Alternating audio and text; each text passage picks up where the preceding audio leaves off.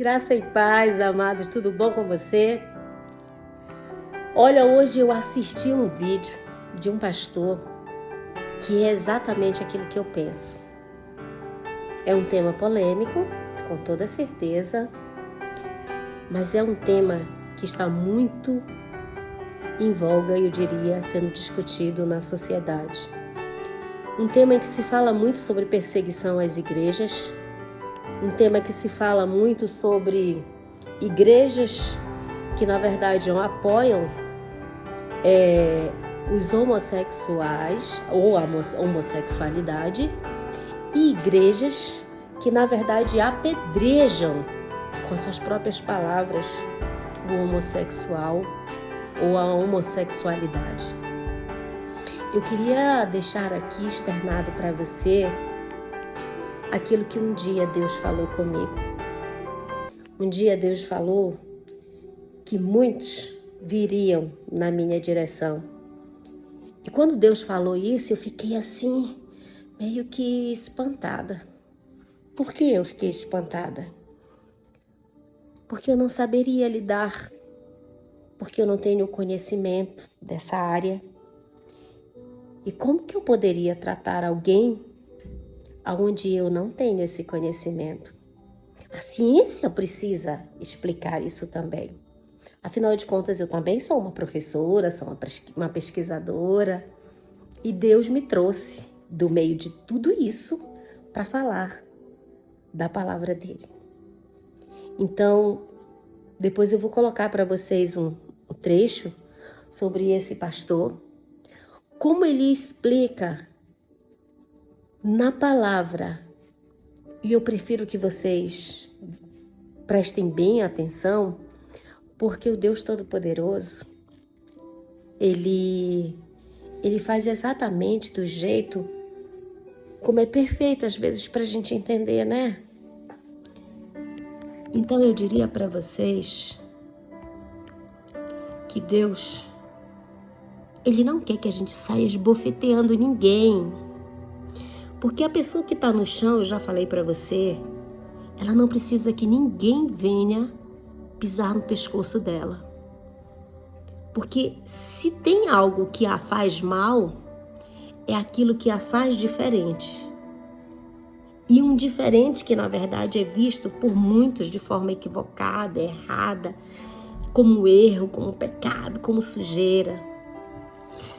Então você está querendo dizer, pastora, que o que muitos falam sobre o pecado, então você está dizendo que não é bem assim? Eu estou querendo dizer para você que o evangelho que não confronta o pecado não é realmente um evangelho. Mas o evangelho não pode ser um evangelho de esmurrar, um evangelho grosseiro, um evangelho que grita, um evangelho que pisoteia e um evangelho de rudeza. Porque até Silas tornou-se Paulo. E por que ele se tornou? Porque houve uma transformação, houve uma mudança. Sabemos que todos nós na vida temos espinhos na carne. O apóstolo Paulo já falava isso. Se você tem um espinho na sua carne, seja qual for, e esse espinho eu estou falando de um pecado, só tem um que pode te perdoar. E com toda certeza não é a mão de um pastor, de um padre, de um médico, de um ex-amigo, de um parente. Não é. Mas com toda certeza é a mão do Senhor Jesus Cristo. Se você disser, Jesus, eis-me aqui, Senhor, eis-me aqui, toma minha mão, me ergue. Senhor, se tu és passível de ser meu advogado, então me transforma, me muda, me molda, me faz compreender, me traz essa experiência. Eu estou há quase 20 anos servindo a Cristo, por convicção. E por convicção, é claro que que eu, como diria assim, dentro da heterossexualidade, talvez para alguns vão dizer, para ela é fácil. Mas eu quero dizer para vocês o seguinte, Deus, Ele sabe exatamente o tempo e a hora certa de aparecer pra gente. Foi assim comigo. E eu fui extremamente petulante com Deus. Quando eu falei para Deus, eu quero ver, ouvir e sentir. E tens até meia-noite para me provar. Você consegue imaginar o que é isso? É muita petulância. Olá, você que me segue no Rodrigo Silva, Arqueologia. Estamos aqui para mais um bate-papo semanal sobre Bíblia, teologia, cristianismo, religião e assuntos afins. E já adianto que o tema de hoje é espinhoso. É um tema delicado, polêmico, e estou preparado para receber talvez algumas mensagens de ódio, de haters, mas também estou preparado para receber mensagens de apreço de pessoas que vão ser beneficiadas com esse conteúdo aqui, tá certo? Vou falar sobre a teologia queer. E você nunca ouviu falar disso? Bom, teologia queer é aquele ramo da teologia que quer amparar todas as pautas LGBTQIA+, fazer uma interpretação cristã de tudo isso, legitimando, muitas vezes na Bíblia, a prática não apenas homoafetiva, mas todas as suas complementações da grande sigla LGBTQIA+. Tá certo? Então espero que você fique comigo até o final. Será um vídeo longo, um pouco maior do que normalmente eu posto aqui, mas eu espero esclarecer algumas coisas para você. E se você não é inscrito no canal, está aqui o meu convite para se inscrever, deixar o seu like se gostar do conteúdo e também a sua opinião, a sua mensagem ali. Ela será muito bem-vinda desde que seja respeitosa. Ainda que você discorde da minha opinião, que faça isso com classe e educação, a sua mensagem será muito bem-vinda aqui, tá bem?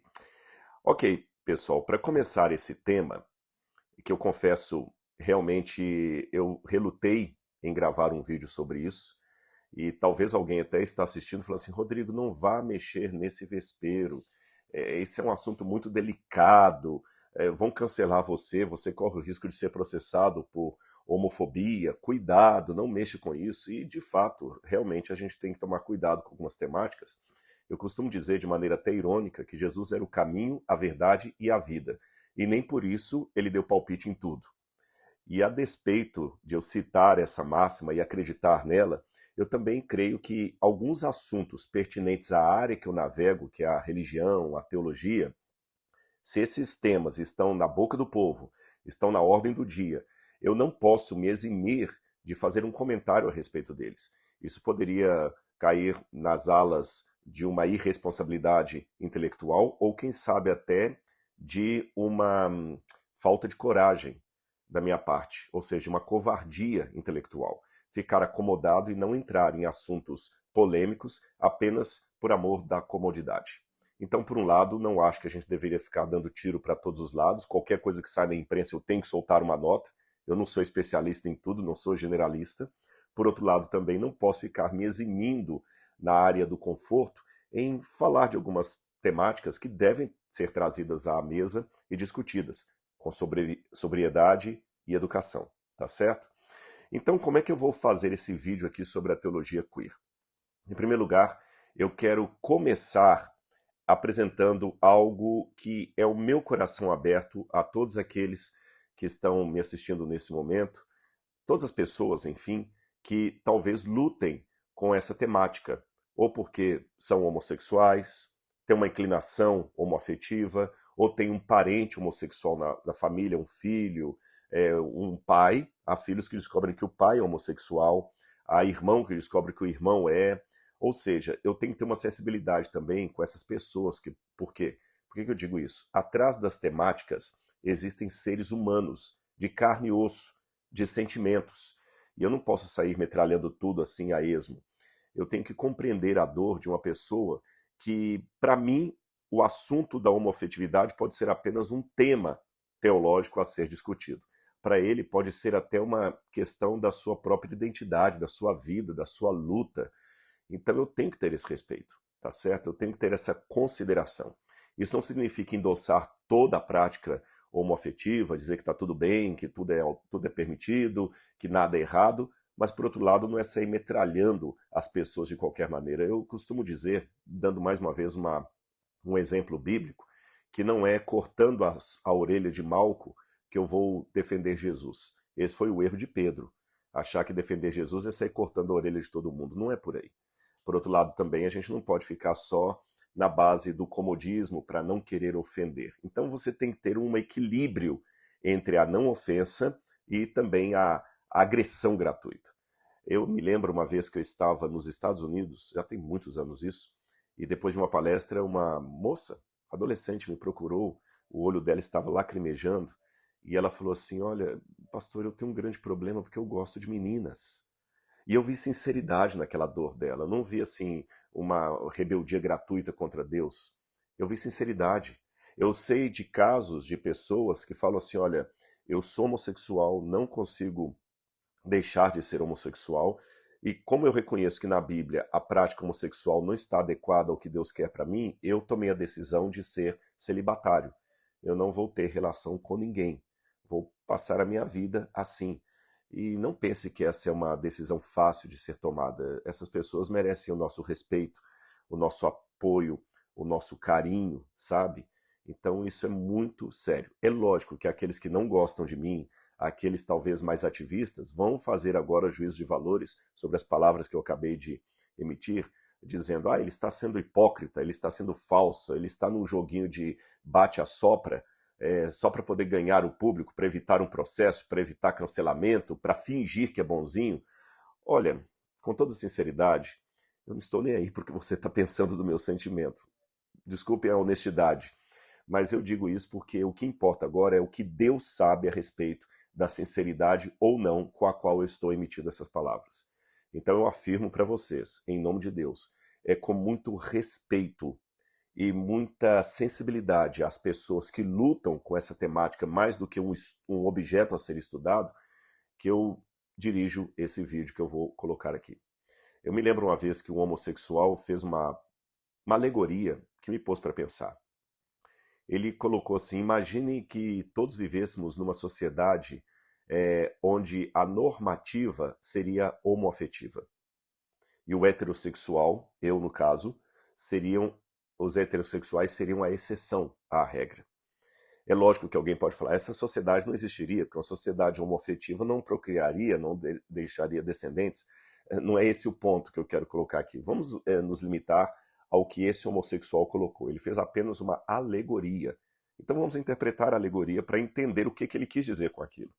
E na alegoria, imaginando um universo onde a heterossexualidade seria rejeitada, pecaminosa, discriminada, e a homossexualidade seria a norma social, eu teria problemas. Eu, Rodrigo. Porque a minha família iria esperar o dia que eu traria um rapaz como namorado. Mas eu não tenho vontade de namorar rapazes. Eu não me imagino fazendo sexo com um homem, beijando na boca um homem, deixando um homem me alisar. Nossa, isso é asqueroso para mim. A minha inclinação sexual é para o gênero feminino, tanto é que eu me casei com uma mulher. Mas imagine nessa sociedade da alegoria do homossexual que o meu casamento heterossexual fosse abjeto.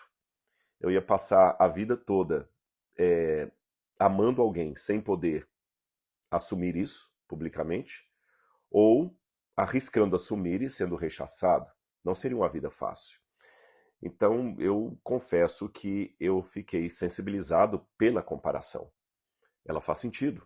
Realmente, ela não torna legítima a prática homossexual, a comparação. Eu não mudei a minha opinião a esse respeito, mas ela sensibiliza o assunto de modo a me colocar de maneira assim respeitosa ao tratá-lo. Não agindo como se eu estivesse falando com um bando de parasitas que devem ter todo o nosso desprezo e acusação. Não, não é por aí. Então eu tenho aqui o difícil equilíbrio de equacionar a posição bíblica sobre o tema de maneira muito clara, objetiva, sem rodeios, com um profundo respeito por aqueles que ainda lutam com essa questão, com essa temática, mais do que um objeto de estudo, como sendo a tendência da sua vida. Esclarecido isso?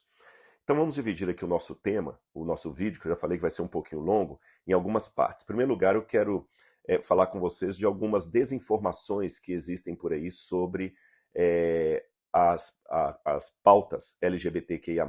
Depois eu vou falar um pouquinho sobre o que é a teologia queer, de onde vem esse nome, teologia queer, qual o significado dela, quais são os teóricos dela, como ela surgiu, e finalmente vamos analisar alguma coisa da Bíblia a esse respeito. Com relação às desinformações, vamos lá. Eu vejo muito na internet, de ambos os lados do debate, pessoas às vezes vociferando informações sem apresentar as fontes, de ambos os lados do debate, sabe?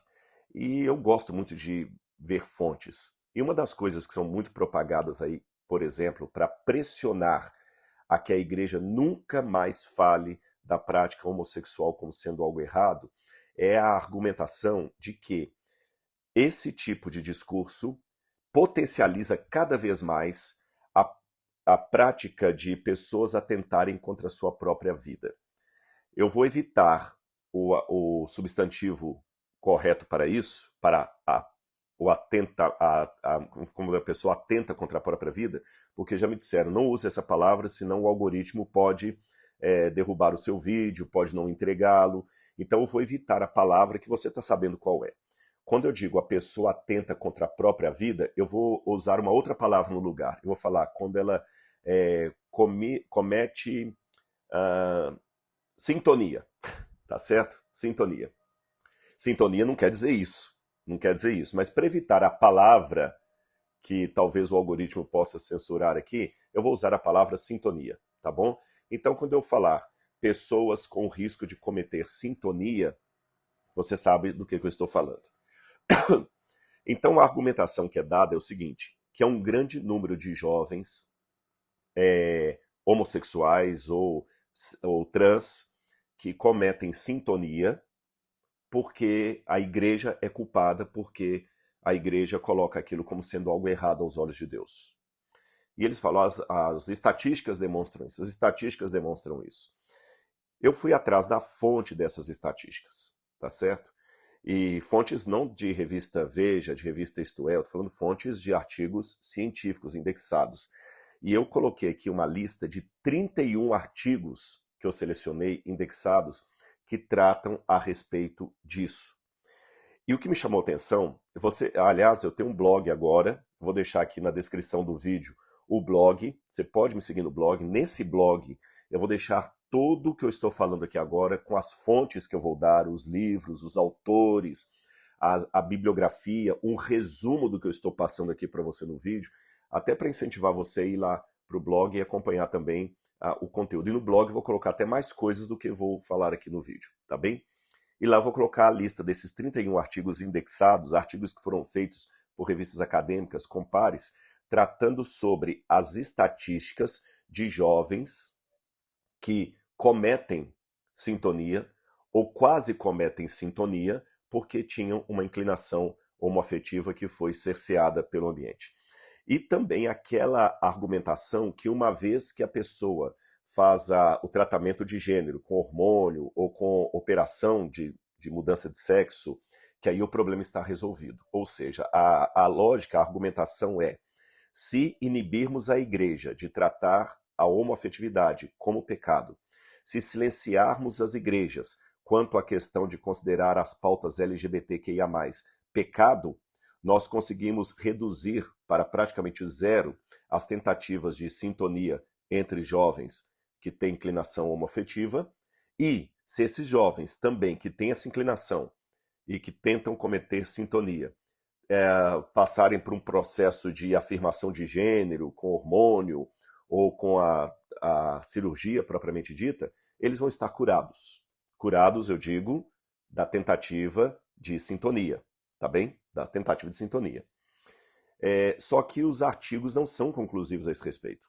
Depois você vai ver aí a lista. Mas eu vou citar um último que foi publicado. Esse artigo não é nada religioso, é um artigo feito por cientistas médicos e foi publicado numa revista acadêmica de medicina. Tem como autores aí Jackson D.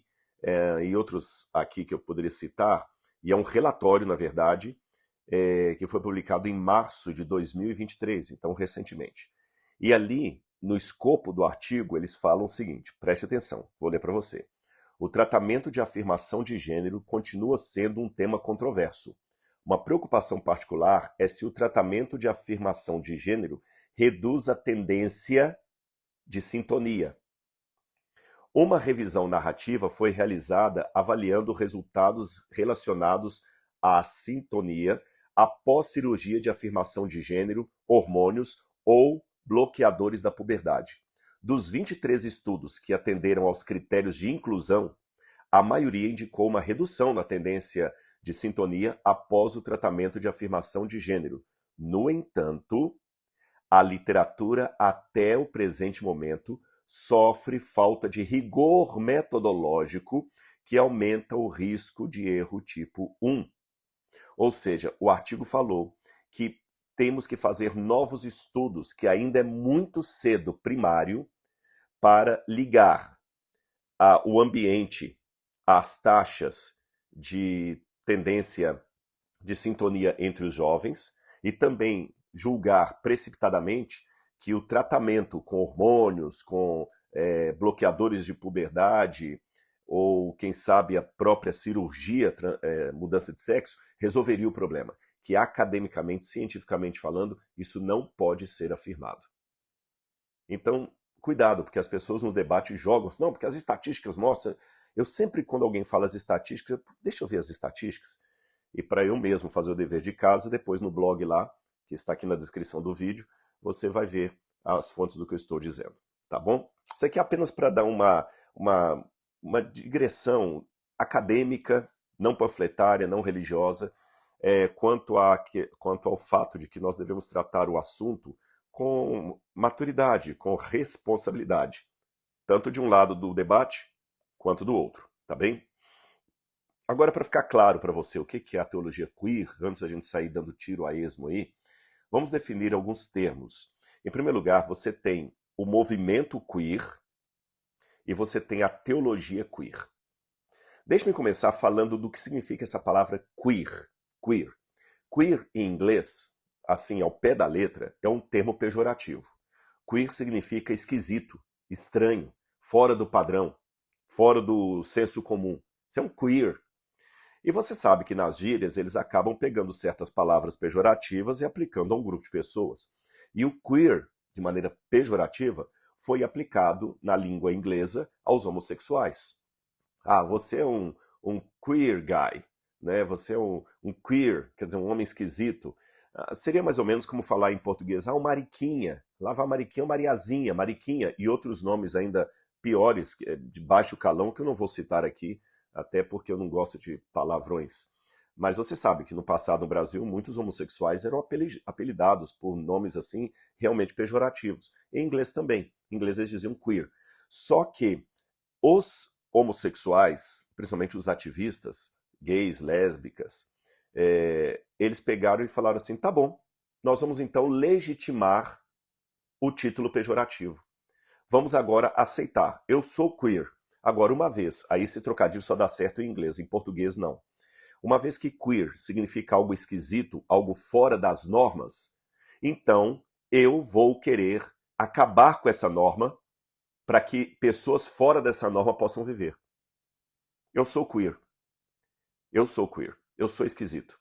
E por ser esquisito, eu vou acabar com a normalidade. A ideia é essa.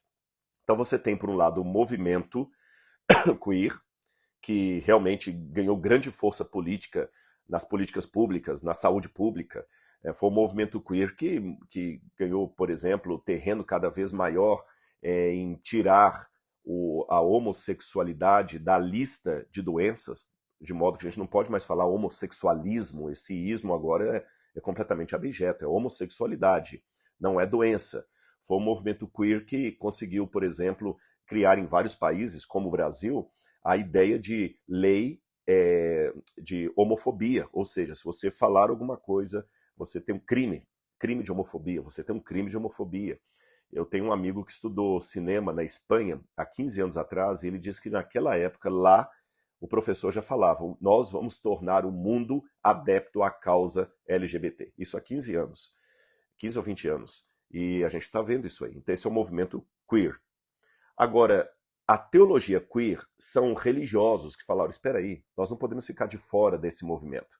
Dê um espaço também para aqueles queers que querem continuar sendo cristãos. O que vocês querem fazer com a sociedade, nós vamos fazer com a igreja. Vocês querem mudar a sociedade, tirar a sociedade padronizada para que os queers possam ter o seu lugar de destaque. Vamos fazer a mesma coisa com a igreja. Então há 3 definições, grosso modo, de queer. Um termo genérico, que eu já expliquei. Uma ação transgressora, que é aquela secular, né? Vamos quebrar tudo. E um apagamento de fronteiras, que é justamente aquela que quer dizer o seguinte, não, vamos fazer o seguinte, não existe nem homem nem mulher, tudo é a mesma coisa. Esse termo, teologia queer, ela pode ser rastreada até os anos 1990, aproximadamente. Nessa época, acho que foi em 1990 mesmo, teve um autor chamado Michael Clark, que é do Emory University, que ele propôs criar um movimento que ele chamou de teologia gay pró-feminista. Gay pró-feminista. E mais ou menos uns 2 ou 3 anos depois, Robert Gross, que era jesuíta, e ele depois se descobriu homossexual, abandonou a ordem dos jesuítas, deixou de ser padre jesuíta, fez doutorado, se tornou professor da Universidade Webster, e ali ele era um ativista das pautas LGBTQIA+, e rechaçado por outros professores, outros colegas. Então, num discurso, uma vez, ele falou, temos que estabelecer a teologia queer. Então, ao que tudo indica, foi Robert Goss, homossexual, que cunhou nos anos 80 pela primeira vez a expressão teologia queer. Mas essa teologia só vai ser sistematizada mesmo mais à frente, a partir dos trabalhos de uma teóloga argentina chamada Marcela Althaus Hyde. Mas vou falar dela mais à frente, tá bom? Ainda na definição de termos, já expliquei para vocês que o movimento queer, ele é o esquisito, que falou, já que eu sou esquisito, então vamos acabar com o que é o normal.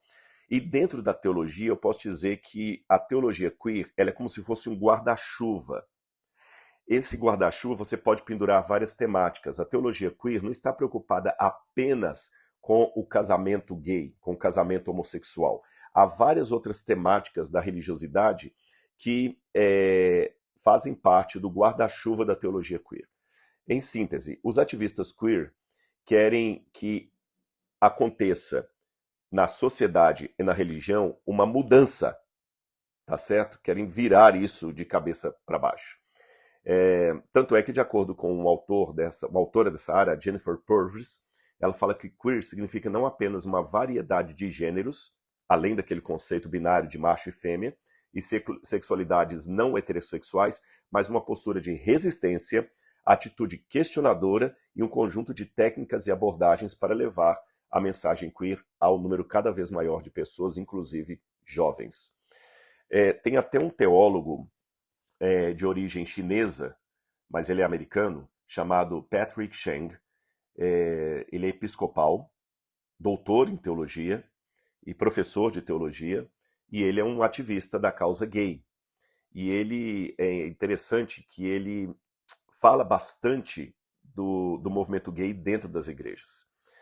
E ele até fala que nós devemos ter uma teologia gay mais ampla, não apenas preocupada com a questão do casamento. Tanto é que ele tem 2 livros, um deles é uma introdução à teologia queer, está em inglês, o outro é From Sin to Amazing Grace, do pecado para a maravilhosa graça, descobrindo o Cristo queer.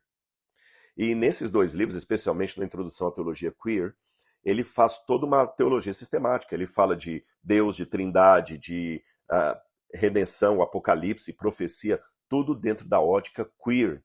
E falando em pecado, ele até aponta algumas questões aí, porque existe um certo paradoxo naqueles pastores que apoiam os gays numa teologia que no Brasil ganhou o nome de teologia inclusiva.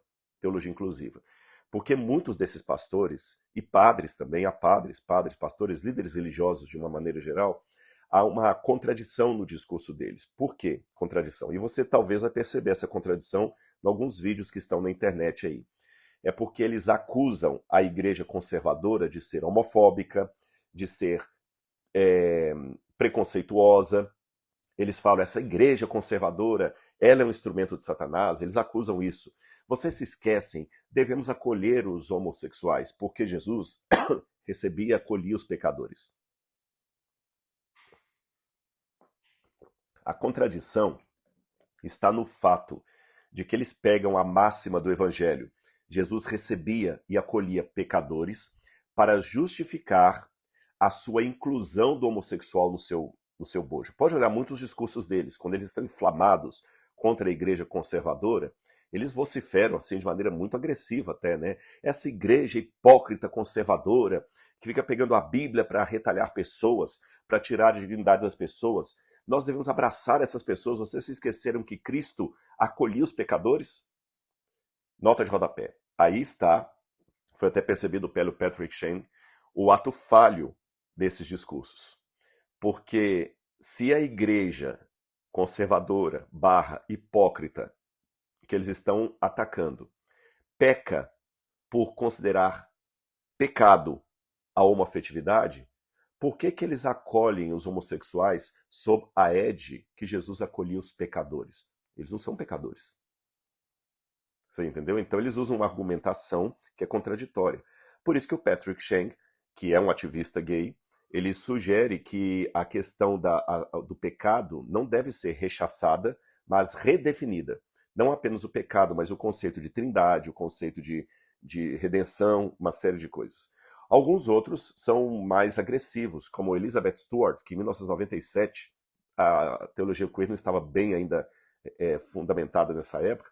Ela escreveu um livro, e ela é professora de teologia na Universidade de Winchester, no Reino Unido, e ela até diz que reinventou o pecado para as pessoas LGBT. E no seu livro Religion is a Queer Thing, olha que interessante o título em inglês. Religion is a Queer Thing. Religião é uma coisa esquisita, fazendo um trocadilho entre o esquisito do queer e o esquisito do homossexual. Tudo ali. Só em inglês que dá certo esse trocadilho. Em um capítulo sobre salvação, a autora, a Elizabeth Stewart, ela argumentou que as pessoas LGBT precisam se concentrar menos em igualar pecado à sexualidade e mais em se libertar das estruturas opressivas pecaminosas, como racismo, sexismo e heterossexismo. E de acordo com a mesma autora, a salvação para as pessoas LGBT não é ser salvas de seus pecados pessoais, mas serem salvas dos pecados estruturais de cristãos chauvinistas, conservadores e machistas, etc, etc, etc. Tá certo?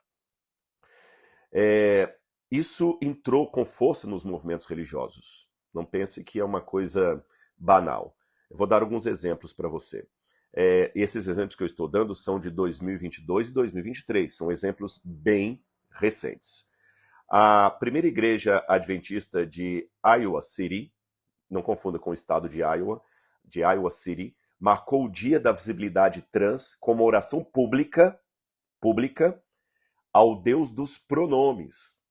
E o oficiante deu glórias ao grande ele, ou elo, que é a forma neutra de falar ele.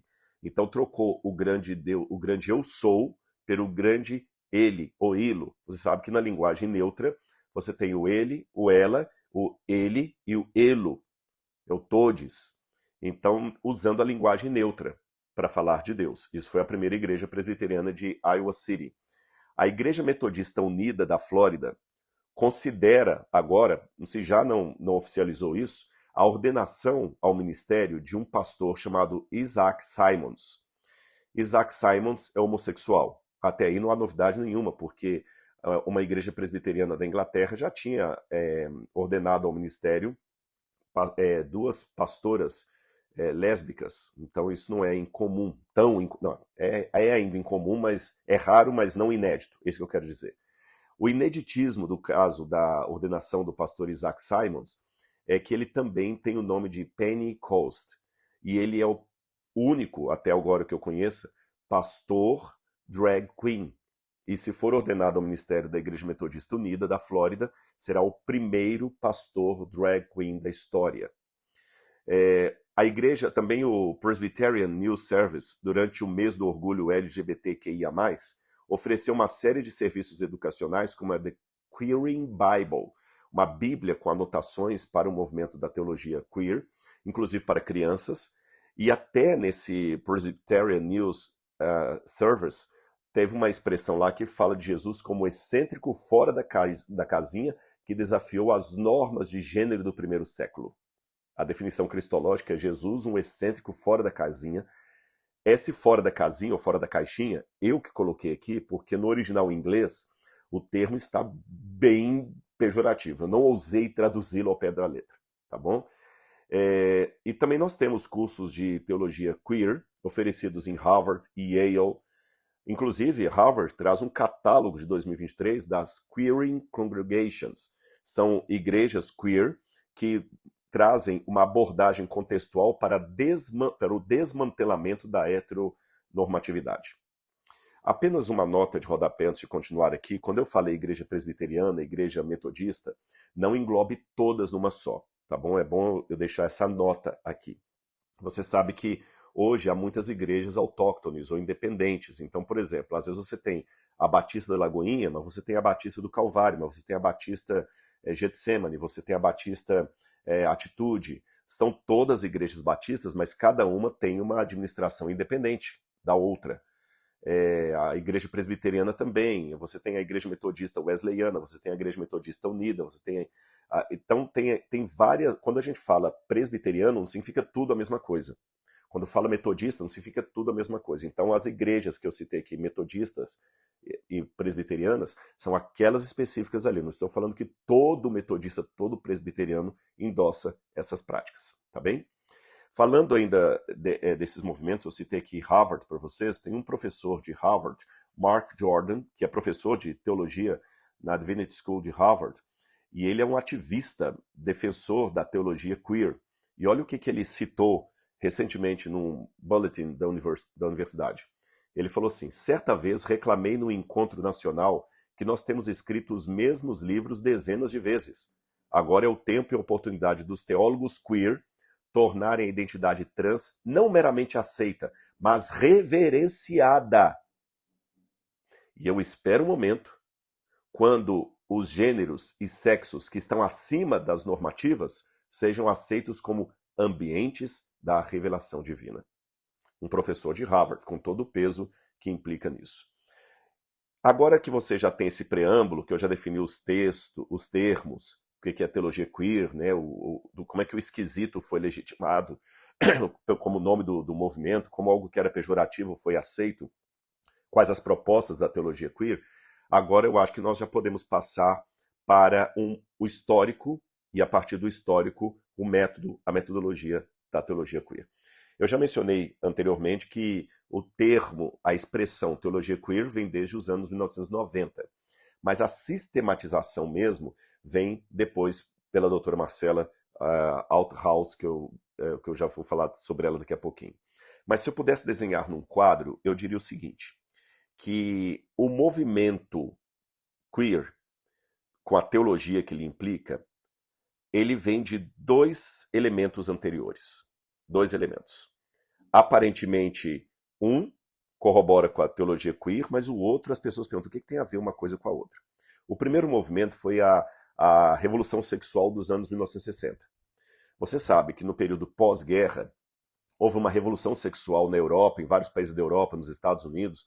Teve um movimento gay nos Estados Unidos, movimento hippie nos Estados Unidos dos anos 60. E o movimento hippie tinha como máxima, faça amor, não faça guerra.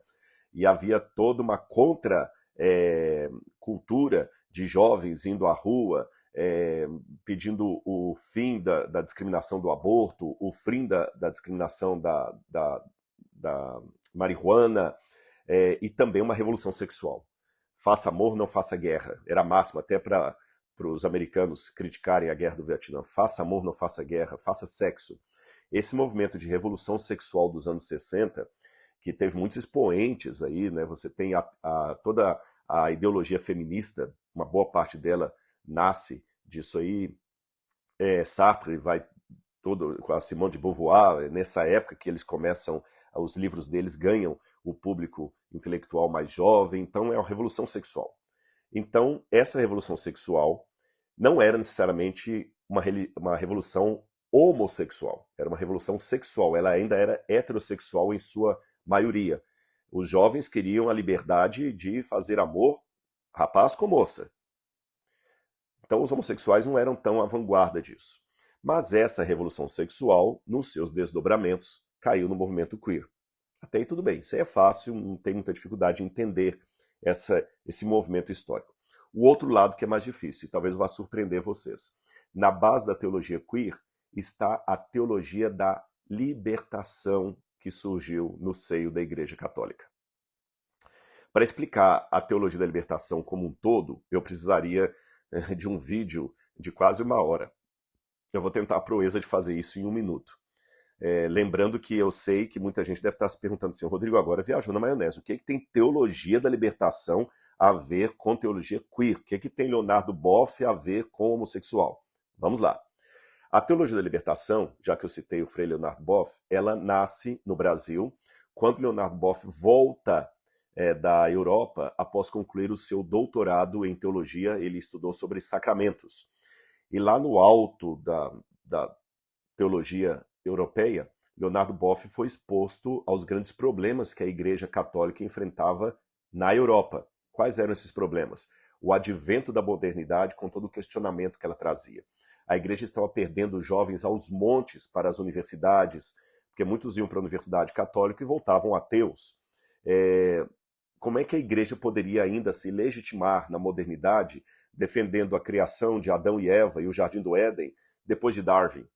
Como é que a Igreja continua falando de pecado depois de Freud?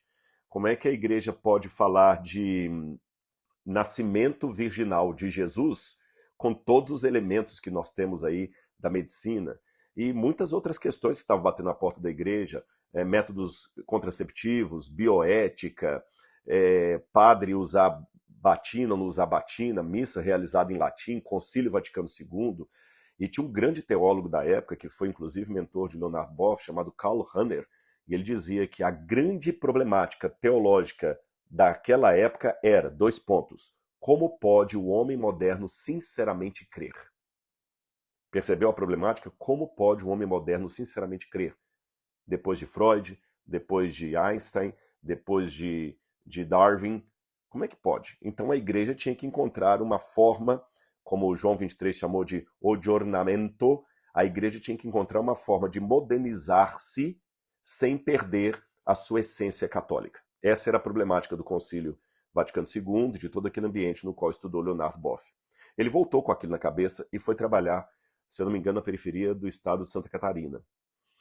E quando ele encontrou aqui no Brasil o pessoal completamente, assim, sem cultura, no auge da ditadura militar que tinha, né, ocorrido já, a ditadura militar, falta de liberdade de expressão, assim, preso por circunstâncias, por injustiça social, pessoas que não sabiam nada de alemão, não sabiam o que era Design-Struktur, não sabiam quem que era Heidegger, não sabiam nada disso, pessoas que nem sabiam quem que era Darwin, pessoas que estavam completamente alheias a toda aquela problemática levantada na Europa. Então, Leonardo Boff concluiu a Igreja equivocada. O que ela falou vale para a Europa, mas não para a América Latina. Discordo de Karl Rahner. Aqui onde eu estou, o problema teológico é outro. O problema teológico é como pode o latino-americano crer num ambiente de tanta injustiça social. A partir daí, ele começou a fazer uma ligação entre filosofia marxista e teologia cristã, e surgiu a teologia da libertação, com todos os expoentes que advieram disso aí, como Gustavo Gutierrez, José Miguel Boninho, o Clodovis Boff, Ana Flora e vários outros que eu poderia citar aqui. E mesmo depois que o Leonardo Boff saiu da Igreja Católica, rompeu com o catolicismo, ele deixou a sua influência muito forte ali por causa das sebes, dos teólogos. Eu estudei com grandes teólogos da teologia da libertação. E a teologia da libertação também teve desdobramentos. Por quê? A grande crítica à teologia da libertação é que o teólogo da libertação colocava o óculos do socialismo e lia a Bíblia com aquele óculos, procurando na Bíblia as bases da sua ideologia. Ou seja, essa crítica é feita, o exegeta, que é teólogo da libertação, ao contrário de ler a Bíblia e procurar saber o que a Bíblia está dizendo, ele procura pegar o que a ideologia dele pode encontrar de eco na Bíblia. Então eles até brincam que isso não é uma exegese, exegese, algo retirado do texto, mas é uma exegese, algo imposto ao texto. E de fato isso procede, porque quando você vai ler os grandes hermeneutas da teologia da libertação, eles enxergam a teologia da libertação em tudo, em tudo, em tudo, em tudo, em tudo. Por exemplo, os profetas do Antigo Testamento, do 8º século a.C., foram reduzidos a líderes sindicais. Os juízes que libertavam Israel foram equiparados a Che Guevara. Então era isso aqui, era a libertação.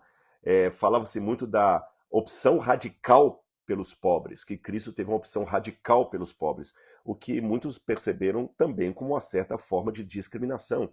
Quer dizer que não há lugar para o rico no reino de Jesus, o rico tem que virar pobre para que Jesus o aceite.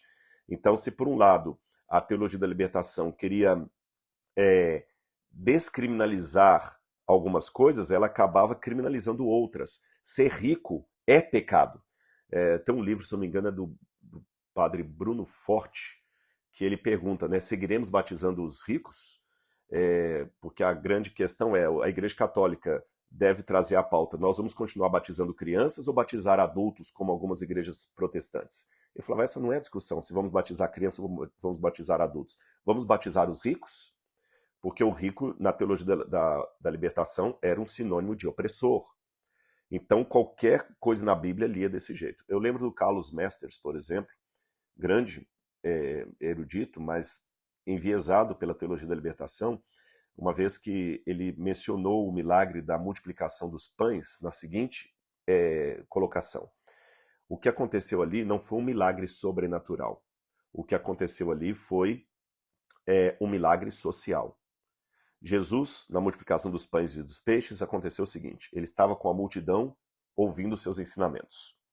Alguns tinham pão, outros tinham peixe, e a maioria não tinha nada. Jesus, com seu discurso social, convenceu quem tinha a repartir com quem não tinha, de modo que, numa questão comunitária, ao final do sermão de Jesus, todos estavam comendo. Então, o milagre não consistiu num evento sobrenatural de Deus, mas num discurso social que levou quem tinha a repartir com quem não tinha. De modo que, no final, todo mundo comeu porque todo mundo repartiu. Então, esse esvaziamento da Bíblia, vendo tudo na teologia da libertação, foi muito criticado. E quais são os desdobramentos? Bom, os desdobramentos é porque, uma vez que o teólogo da libertação raiz só via na Bíblia o personagem, o pobre, mas o pobre aqui não é qualquer pobre não, é o pobre do proletariado. Esse é o que eles chamam de agente da história. Outros grupos marginalizados começaram a falar, peraí, mas eu também tenho que ter meu lugar de fala aqui. E a mulher? E a mulher, que às vezes ela não é pobre, ela não é proletariada, mas ela sofre no mundo de machistas. Então a teologia da libertação já deu uma filhinha aqui, que foi a teologia da mulher, ou teologia feminista. São sempre teologias no genitivo. Teologia da mulher, teologia do negro, você entendeu? O negro fala, peraí, mas eu não sou proletariado, eu sou um negro que estudei, mas eu sofro por ser negro num ambiente de racismo. Então teologia do negro, teologia da mulher, teologia do excluído, teologia africana, teologia a partir da África, teologia a partir do negro, várias teologias. E essas teologias foram ganhando ali espaço na prateleira das filhas da teologia da libertação. Aí chegou a professora Marcela Althaus Reid. Embora fosse argentina, ela fez a sua arte sem perder a sua essência católica. Essa era a problemática do Concílio Vaticano II, de todo aquele ambiente no qual estudou Leonard Boff. Ele voltou com aquilo na cabeça e foi trabalhar, se eu não me engano, na periferia do estado de Santa Catarina. E quando ele encontrou aqui no Brasil o pessoal completamente, assim, sem cultura, no auge da ditadura militar que tinha, né, ocorrido já, ditadura militar, falta de liberdade de expressão, assim, preso por circunstâncias, por injustiça social, pessoas que não sabiam nada de alemão, não sabiam o que era Design-Struktur, não sabiam quem que era Heidegger, não sabiam nada disso, pessoas que nem sabiam quem que era Darwin, pessoas que estavam completamente alheias a toda aquela problemática levantada na Europa. Então, Leonard Boff concluiu: a igreja está equivocada. O que ela falou vale para a Europa, mas não para a América Latina. Discordo de Karl Rahner. Aqui onde eu estou, o problema teológico é outro. O problema teológico é: como pode o latino-americano crer num ambiente de tanta injustiça social? A partir daí, ele começou a fazer uma ligação entre filosofia marxista e teologia cristã, e surgiu a teologia da libertação, com todos os expoentes que que advieram disso aí, como Gustavo Gutierrez, José Miguel Boninho, o Clodovis Boff, Ana Flora e vários outros que eu poderia citar aqui. E mesmo depois que o Leonard Boff saiu da Igreja Católica, rompeu com o catolicismo, ele deixou a sua influência muito forte ali por causa das SEBs, dos teólogos. Eu estudei com grandes teólogos da teologia da libertação. E a teologia da libertação também teve desdobramentos. Por quê? A grande crítica à teologia da libertação é que o teólogo da libertação colocava o óculos do socialismo e lia a Bíblia com aquele óculos, procurando na Bíblia as bases da sua ideologia. Ou seja, essa crítica é feita. O exegeta, que é teólogo da libertação, ao contrário de ler a Bíblia e procurar saber o que a Bíblia está dizendo, ele procura pegar o que a ideologia dele pode encontrar de eco na Bíblia. Então eles até brincam que isso não é uma exegese, algo retirado do texto, mas é uma exegese, algo imposto ao texto. E de fato isso procede, porque quando você vai ler os grandes hermeneutas da teologia da libertação, eles enxergam a teologia da libertação em tudo. Por exemplo, os profetas do Antigo Testamento, do 8º século a.C., foram reduzidos a líderes sindicais. Os juízes que libertavam Israel foram equiparados a Che Guevara. Então era isso aqui, era a libertação. Falava-se muito da opção radical pelos pobres, que Cristo teve uma opção radical pelos pobres, o que muitos perceberam também como uma certa forma de discriminação. Quer dizer que não há lugar para o rico no reino de Jesus, o rico tem que virar pobre para que Jesus o aceite.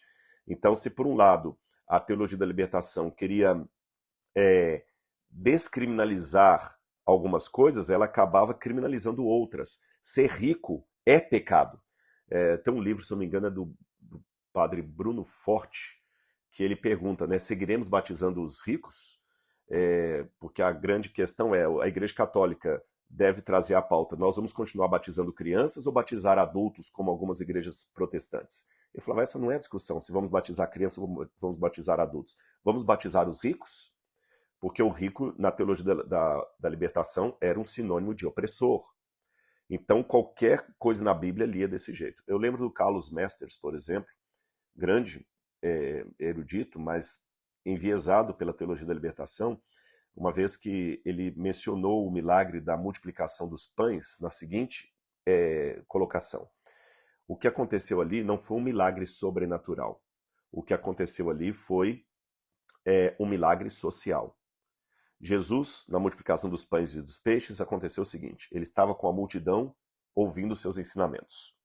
Alguns tinham pão, outros tinham peixe, e a maioria não tinha nada. Jesus, com seu discurso social, convenceu quem tinha a repartir com quem não tinha, de modo que, numa questão comunitária, ao final do sermão de Jesus, todos estavam comendo. Então, o milagre não consistiu num evento sobrenatural de Deus, mas num discurso social que levou quem tinha a repartir com quem não tinha, de modo que no final todo mundo comeu porque todo mundo repartiu. Então, esse esvaziamento da Bíblia, vendo tudo na teologia da libertação, foi muito criticado. E quais são os desdobramentos? Bom, os desdobramentos é porque, uma vez que o teólogo da libertação raiz só via na Bíblia o personagem, o pobre, mas o pobre aqui não é qualquer pobre não, é o pobre do proletariado. Esse é o que eles chamam de agente da história. Outros grupos marginalizados começaram a falar: peraí, mas eu também tenho que ter meu lugar de fala aqui. E a mulher? E a mulher, que às vezes ela não é pobre, ela não é proletariada, mas ela sofre no mundo de machistas.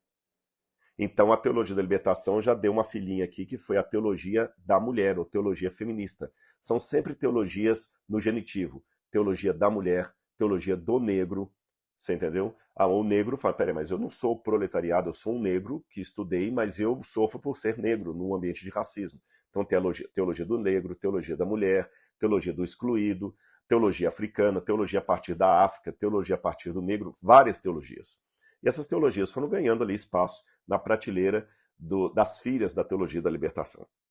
Aí chegou a professora Marcela Althaus-Reid. Embora fosse argentina, ela fez a sua carreira acadêmica, na Escócia, na Universidade de Edimburgo. E ela falou assim, maravilhosa a teologia da libertação, ela se apaixonou pela teologia da libertação, mas ela falou, mas está faltando um grupo excluído aqui. A teologia da libertação abriu espaço no seu discurso, além do proletariado, para a mulher, para o negro, para o indígena, para o africano. Mas onde está aqui aquele que tem uma orientação sexual dissonante com o que pensa a maioria? Onde está o queer? Lembra o trocadilho em inglês? O queer. Então ela pegou e falou assim, olha, a gente tem que entender que a teologia queer abraça até mais excluídos do que a teologia da libertação abraçava. Ela é algo que se fundamenta na teologia da libertação, mas vai a outros espaços que a teologia da libertação originalmente não foi. Um Deus que abraça o sadomasoquista, o travesti, o libertino, todos. E ela começou a pegar a mesma hermenêutica da teologia da libertação, que enxergava em tudo um movimento social. A professora Reid começou a pegar o mesmo movimento hermenêutico e enxergar na Bíblia onde estariam os queers da Bíblia. Por exemplo, olha a releitura que ela fez de Maria ficando grávida de Jesus, porque o Evangelho fala, descerá sobre ti o Espírito Santo, etc, etc. Então ela começa a fazer uma releitura, ela fala, vejam bem, Maria foi uma mulher, uma menina, que mesmo estando desposada com um homem, não resistiu à sedução de um ser divino. Ela se deitou com um estranho, com um desconhecido. Provavelmente fez até sexo oral nele. Eu sei que alguns ficaram até angustiados, mas é isso que está no livro da Marcela Althaus-Reid, que é o livro Indecente Teologia, ou Teologia Indecente. O título do livro é esse, Teologia Indecente. Perversões teológicas no sexo, no gênero e na política. E ela começa a construir tudo. Ela, como é também biblista, conhecedora de hebraico, ela fez até uma retradução de Jeremias 2, 23 a 25, e ela cita aqui, eu vou dar a tradução que ela fez. Um camelo selvagem, desviando do seu caminho, uma jumenta selvagem, acostumada ao deserto, cheirando o vento em sua luxúria. Quem pode repelir o seu desejo? E você disse, não, eu amo estranhos, os diferentes, os desconhecidos, o outro, eu vou segui-los. Aí a Marcela Reid diz, veja bem, o povo de Deus não é sempre descrito na Bíblia como uma mulher pura de Apocalipse 12.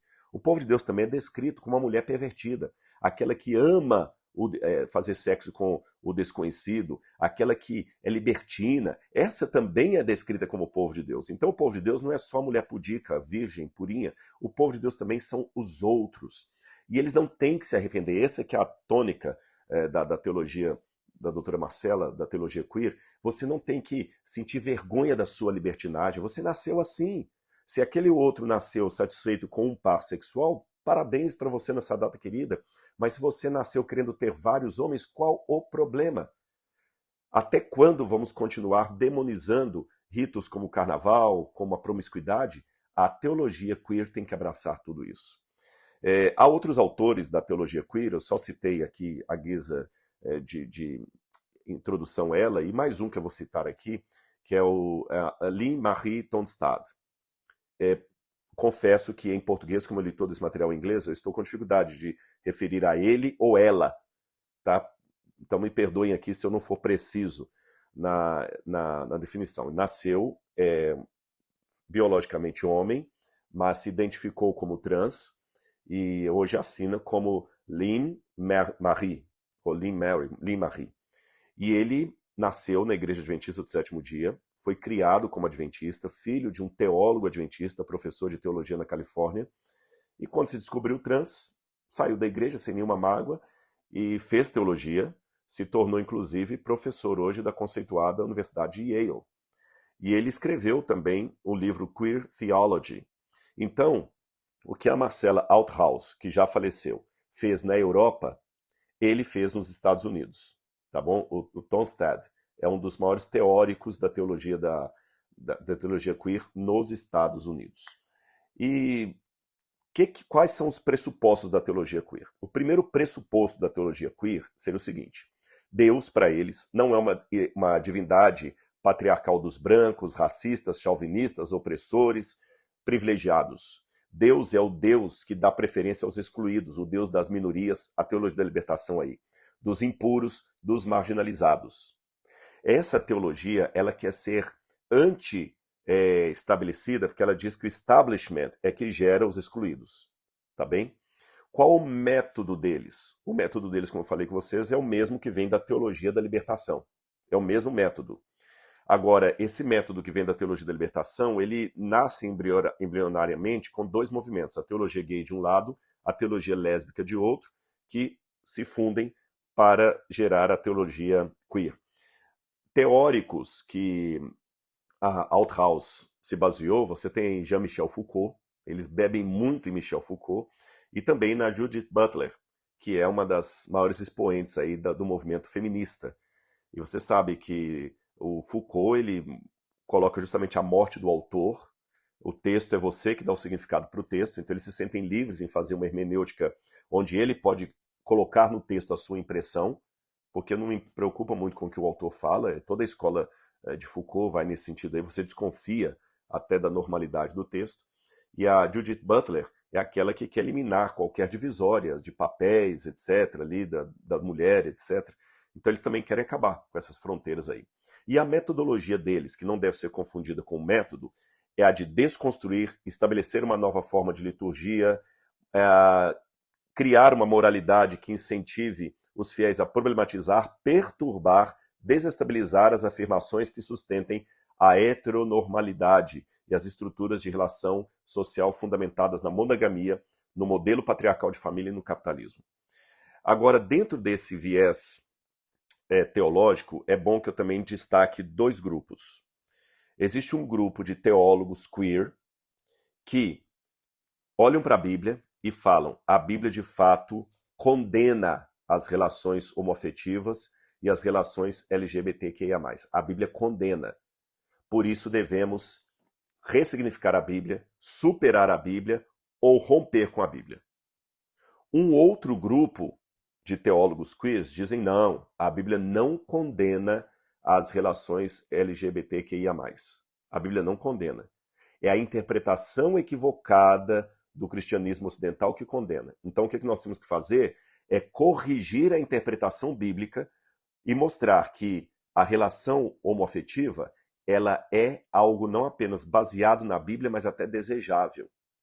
Então você percebeu as diferenças? Então existem aqueles que consideram a Bíblia um livro patriarcal, machista, homofóbico, que tem que ser superado.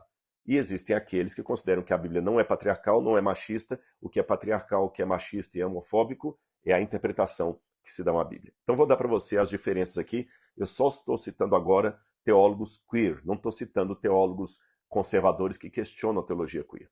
Então vou dar um exemplo para vocês. Bernadette Broom é teóloga lésbica, e ela escreveu o livro Love Between Women, Amor entre Mulheres, e ela é exegeta, e ela, depois de debruçar no assunto, e ela é ativista do movimento gay. A Bernadette Bruton, ela diz: a Bíblia condena a relação de pessoas do mesmo sexo. A Bíblia considera isso pecado. Então, quando alguns dizem na internet aí: olha, vocês estão interpretando mal a Bíblia, vocês conservadores, a Bíblia não condena.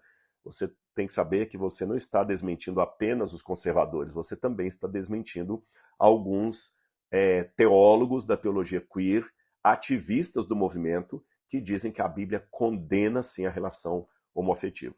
E se você perguntar à doutora Bruton como é que ela faz com os textos que condenam a relação homoafetiva, então nesse livro dela que eu mencionei para vocês, Love Between Women, ela diz: esses textos devem ser desconsiderados. Então ela sugere não uma negação do que a Bíblia diz, mas uma superação do que a Bíblia diz, uma ruptura. Por outro lado, Matthew Vines, que é outro ativista gay, teólogo também, ele escreveu God and the Gay Christian, Deus e o cristão gay. Aí ele já diz o contrário da doutora Bruton. Ele diz, não, as escrituras não proíbem todas as formas de expressão sexual. A expressão homoafetiva, ela é legitimada por Deus na Bíblia. Agora, só que por ser conservador, Matthew Vines, ele diz que o que nós não podemos é endossar a prática da promiscuidade. A prática homossexual que Deus aprova é a monogâmica, do sexo só no casamento, etc. Ou seja, tudo que vale para a moralidade cristã em relação ao casamento heterossexual deve valer para o casamento homossexual. Então você vê aqui diferentes interpretações dentro do escopo da teologia queer. Uma dada pela Dr. Bruton, outra dada pelo Dr. Vines. Outros vão mais além ainda, são mais radicais, como Kat Ruddy, que escreveu o livro Sex and the Church, Sexo e a Igreja, e ela disse, olha, para que essa bobagem? Eu não buscaria na monogamia ou no compromisso um princípio moral de Deus. Pelo contrário, nós temos que lutar para a quebra de toda forma de imoralidade. Devemos afirmar que o sexo não monogâmico é igualmente abençoado por Deus, que nós devemos buscar como cristãos uma teologia progressista e hospitaleira. Sabe? Ela até diz que a gente deve procurar no corpo uma hospitalidade para todos, ou seja, a proposta da Kate Ruddy, que é outra teóloga do movimento queer, é o seguinte, ora, você é tão pecado discriminar a homossexualidade como é pecado discriminar quem quer ter vários parceiros.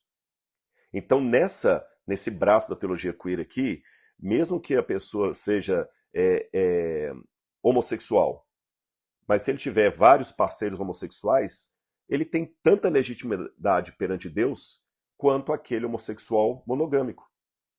Percebeu? O heterossexual, eles gostam muito de trabalhar, porque como eles navegam muito com a teologia feminista, aquela ideia da mulher vadia, que deita com vários homens, que transa com todo mundo, essa também é beatificada nesse ramo da teologia queer aqui, da doutora Ruddy, e diz, essa mulher, ela não deve ser discriminada. Então nós não temos que lutar apenas contra a discriminação ao homossexual. Devemos também lutar pela discriminação contra a promiscuidade.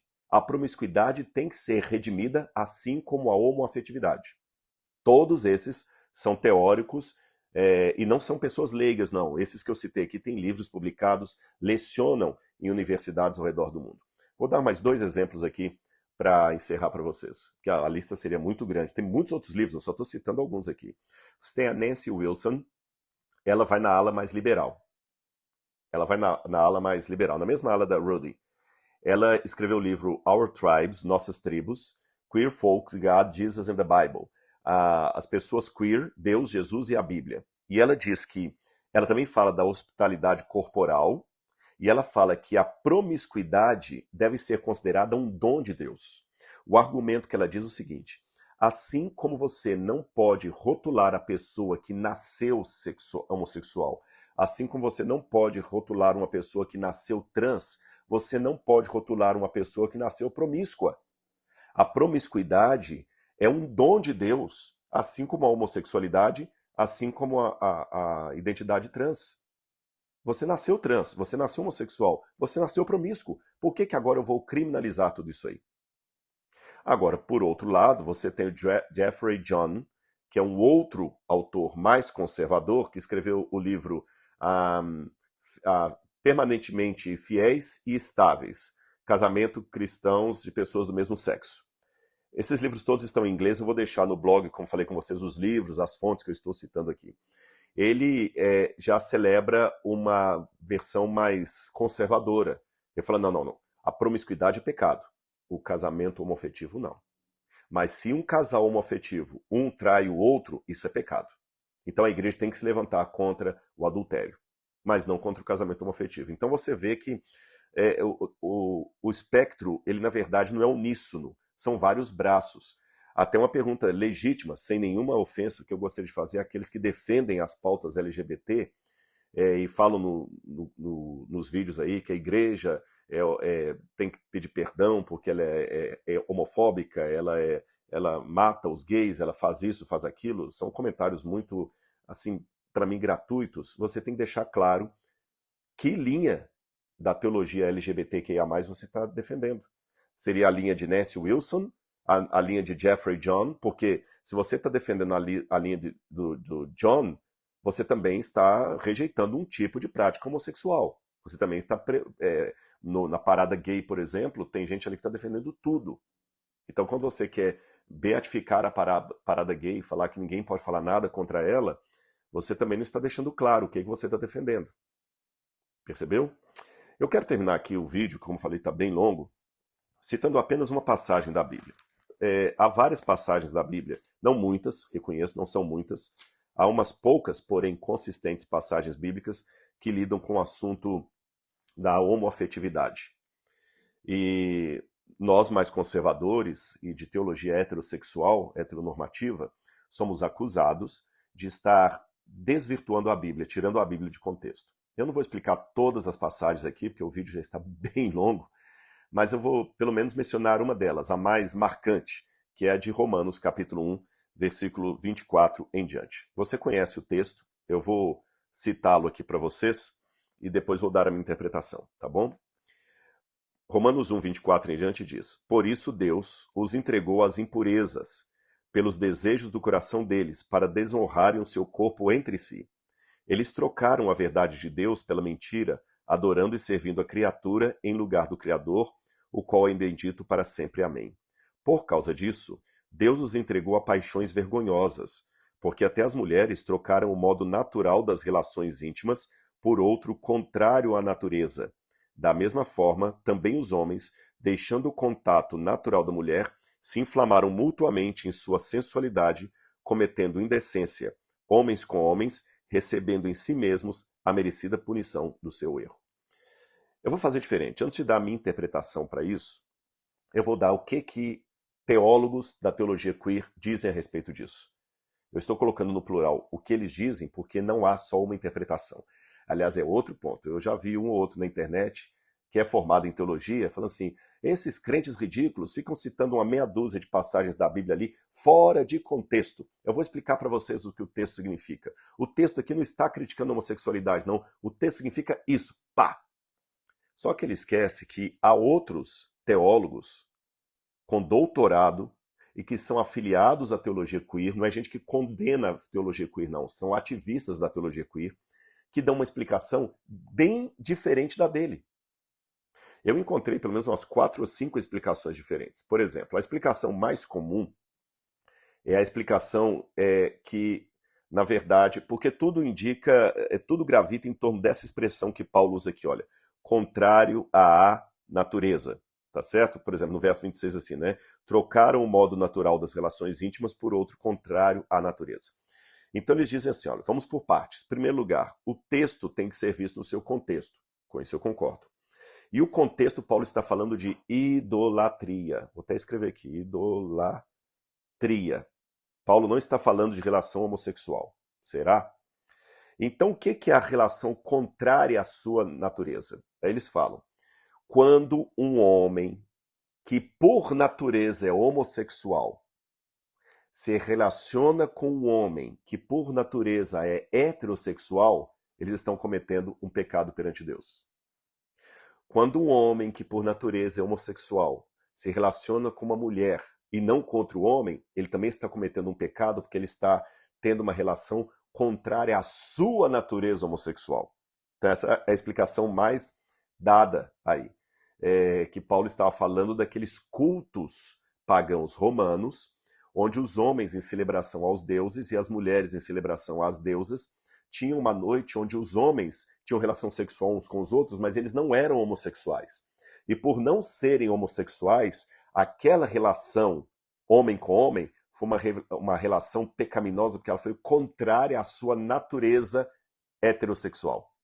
Ou seja, os únicos que podem ter uma relação homoafetiva são pessoas de natureza homossexual. Então, se um homossexual se relaciona com um heterossexual, aí que estaria o pecado. Essa é a interpretação dada.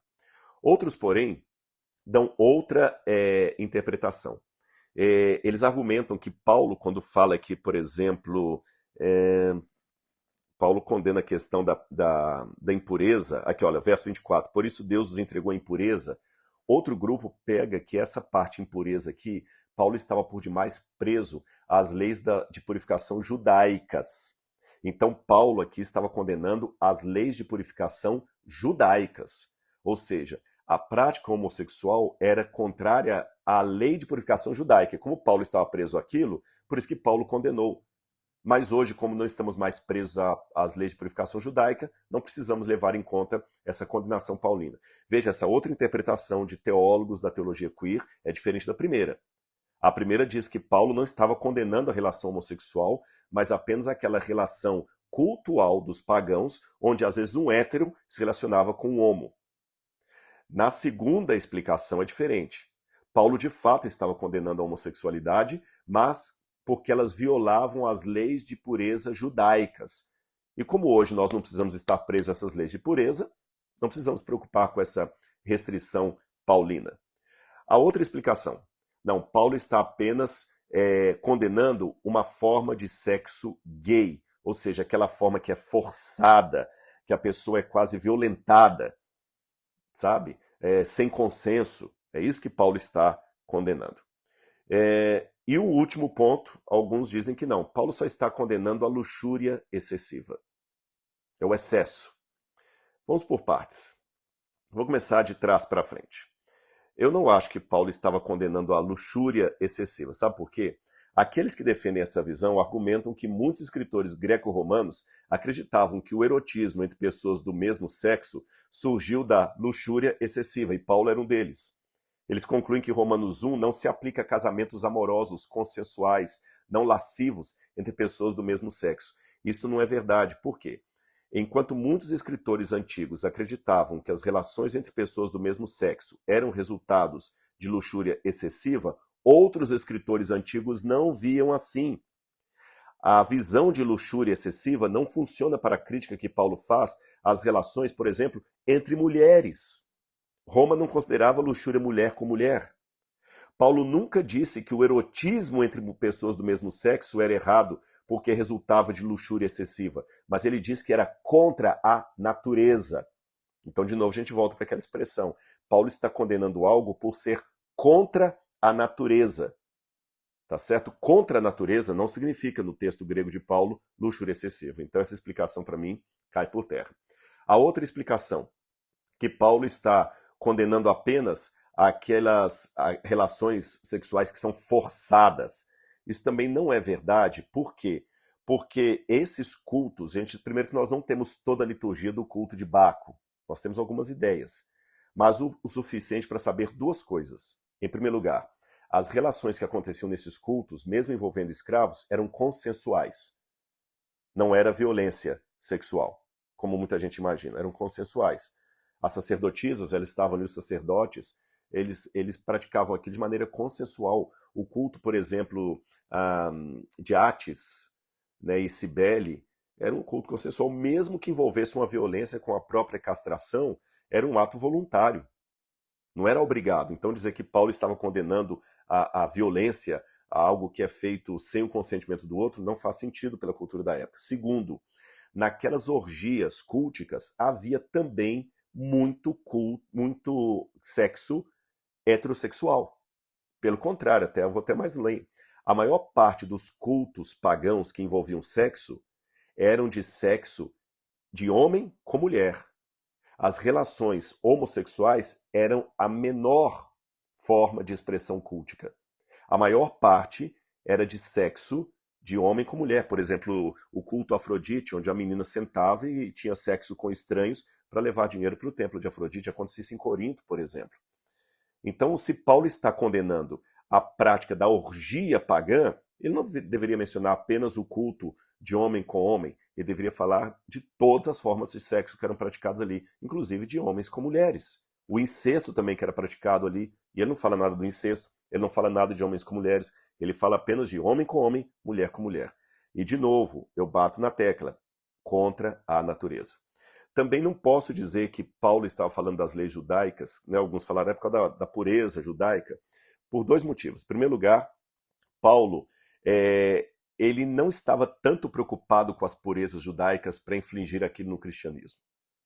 Tanto é que a circuncisão Paulo foi contra, Jesus mesmo comia sem lavar as mãos na purificação dos judeus. Paulo achava que comer carne sacrificada a ídolo não tinha problema, ele não fez isso por uma questão de escândalo, então não tem por que Paulo ficar preso nisso. Além do mais, quando Paulo apresenta ali a palavra impureza, tá certo? Ele usa a palavra acatarsis, e a catarsis, que aparece em Romanos capítulo 1, versículo 27, não tem o sentido que eles dão de impureza judaica. A mesma palavra aqui, ó, da mesma forma também os homens, deixando o contato natural da mulher, se inflamaram mutuamente em sua sensualidade, cometendo indecência. Homens com homens recebendo em si mesmos a merecida punição. A palavra catarsis aqui, essa indecência, não tem nada a ver com leis de purificação judaica. Finalmente, a primeira explicação que eu dei. Contrária à natureza, o que significa? Significa que alguém que é homossexual não pode ter uma relação com um heterossexual? É esse o sentido? O que significa a expressão contra a natureza que Paulo tanto usa aqui? Parafisim. Vou repetir de novo a expressão. Olha como é que ele cita aqui, olha. Por isso Deus os entregou às paixões vergonhosas, porque até as mulheres trocaram o modo natural das relações íntimas por outro contrário à natureza. De igual modo, os homens, deixando o contato natural da mulher, se inflamaram mutuamente em sua sensualidade, cometendo indecência, homens com homens, recebendo em si mesmo a merecida punição do seu erro. Ou seja, pessoas que faziam coisas contrário à natureza. Então, duas situações aqui, tá vendo aqui, ó? Porque até as mulheres trocaram o modo natural das relações íntimas por outro contrário à natureza, da mesma maneira os homens deixando o contato natural da mulher. O que significa essa sexualidade contrária à natureza? Seria o que alguns estão querendo dizer, um homossexual ser obrigado a ter relações sexuais com um heterossexual? Vamos à época. Eu tenho que ver o que significava essa expressão na época. E eu vou afirmar uma coisa que vai surpreender vocês. A expressão grega parafisim, contrária à natureza, era inequivocadamente usada no mundo greco-romano para se referir a relações homossexuais. Mesmo antes de Paulo.